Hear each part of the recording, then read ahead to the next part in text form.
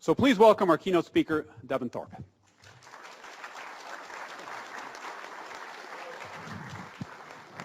That was quite an introduction. I think I'm going to take John on the road with me. June 3rd, 1983 was my last good hair day. Now, it is not the fault of Teresa, my hairdresser. She's phenomenal. She just doesn't have much to work with. Now, Teresa is a remarkable woman. A while back, she was attending a community council meeting in Salt Lake City where the chief of police was attending. And she asked him during Q&A what he should be doing to get rid of all of the homeless people who are making such a mess of our city. And he responded that if every business in the community did something to help the homeless, there would be no homeless. Well, she really took this to heart, and she began going down to the homeless shelter every week where she would cut and style the hair for the women who were at the shelter. She would require the women to do a little bit of work, typically to help clean up, in exchange for the haircuts. And at first, some of the women balked, but ultimately they learned a little responsibility to do a little bit of work for their haircuts. And ultimately, she ended up hiring several of the women to come work full-time at her shop. Her program was so successful that she was featured on Channel 2 News one night, the local television. They presented her with a check for $500 on camera, and she took the money and gave it to one of her homeless friends for dental work. The program has been so successful that she has expanded her store, physical space, and her staff by more than 50% since she launched her program. It really is evidence that adding purpose can add profit to your business. And it's not just small business. The large businesses can help with the SDGs as well. Now, Rihanna, Miley Cyrus, and Lady Gaga are all signed on to be spokespeople for the world's most powerful lipstick, Viva Glam. It's an Estee Lauder MAC Cosmetics brand. And what's remarkable about this is that they've all agreed to do this almost for free. And the reason is that the money from Viva Glam, 100%, every penny, goes toward fighting AIDS, now part of SDG number 3. Over the years, MAC Cosmetics, the MAC AIDS Fund, has donated over $400 million a year and is now giving, over $400 million in total, and now giving $50 million a year toward AIDS, making it the second largest funder in the AIDS fight after the Bill and Melinda Gates Foundation. It's really an incredibly impactful, remarkable program. One of the interesting things is that the company assures me that this is a profitable program. Let's just talk about where that profit comes from, because although all the money comes from customers, Estee Lauder is still making the lipstick, they're still marketing the lipstick, distributing the lipstick, so how can it be profitable? What they tell me is that now, part of it is that they have spokespeople who are working almost for free. That helps. Their retailers remit 100% of the proceeds. They don't keep a dime when they sell Viva Glam lipstick. And then another key part is that they have trained their customers not to expect a gift with purchase, but what they call good with purchase instead. But the real profit doesn't come from those efficiencies and opportunities, but instead from the simple fact that they are able to engage so much better with customers and employees. That is how they tell me this program really becomes profitable.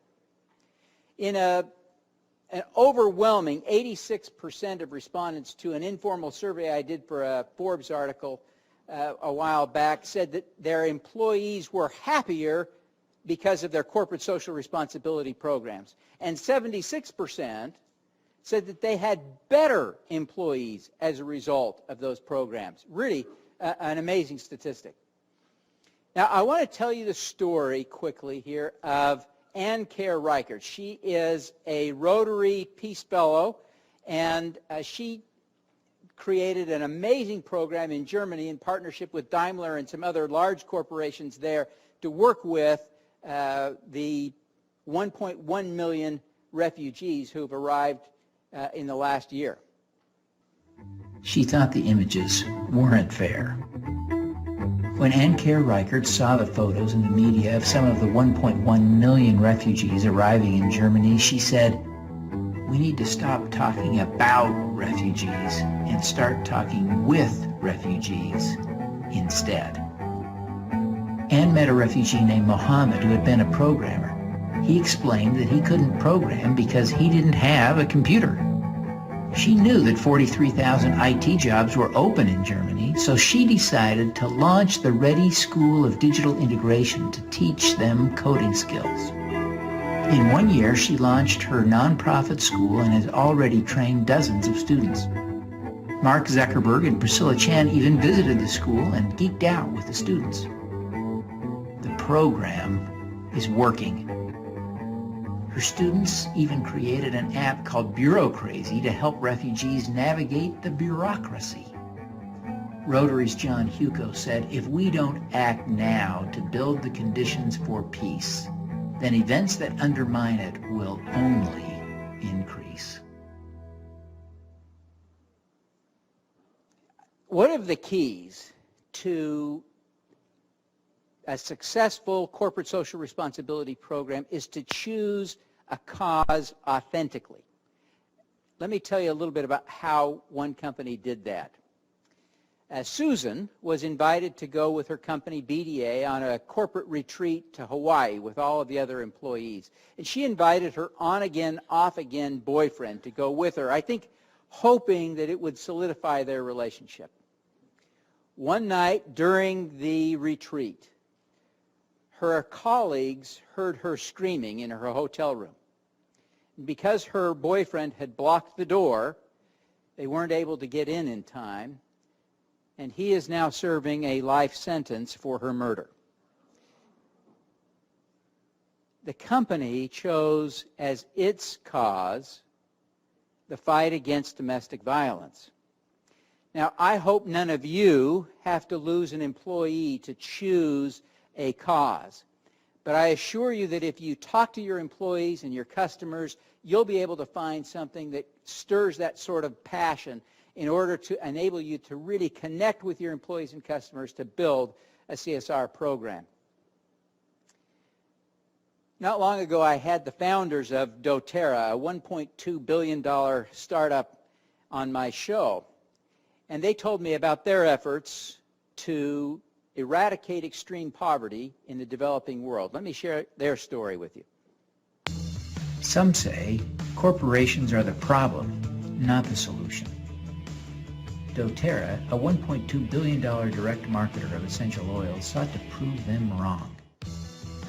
It established its co-impact sourcing program in developing countries around the world.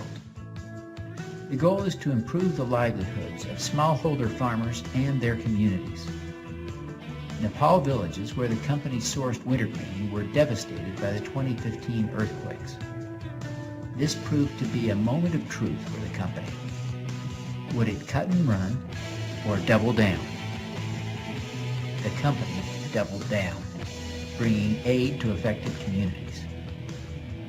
In the spring of 2016, the company's Healing Hands Foundation constructed 500 desks and 2 schools, including the first new school built after the earthquakes. doTERRA also put people to work, helping 20 communities put wintergreen distillation units into production. doTERRA proves that corporations are part of the solution to global problems. Now, I know some of you are thinking that corporations should do good just because it's the right thing to do, regardless of profit. But what I want you to remember is that if a company is making its profit from doing good, there is no limit to the good it can do. There is one challenge, one problem, one caution I want to offer in conclusion. And that is that if we delegate the responsibility for doing good to corporations, we may be tempted to rest on the comfort of our consumerism for solving the world's big problems. But you and I personally share the responsibility to solve those problems. So I want you all to make a pledge with me. Everybody stand up.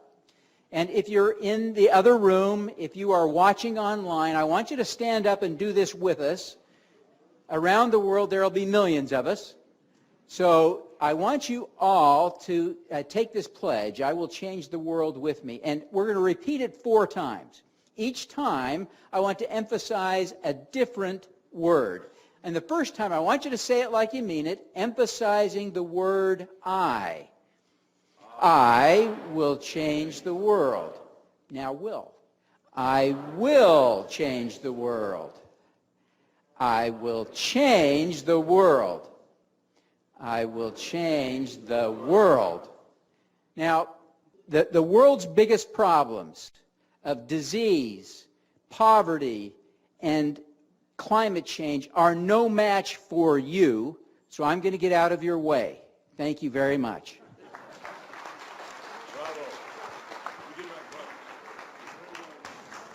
Devin, thank you so much for your wonderful, inspiring, and very powerful presentation.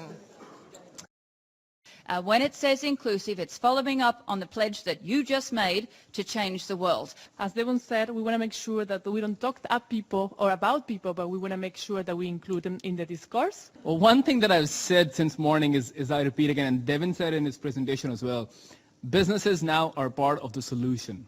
Devin again said about making profit, but also help doing good.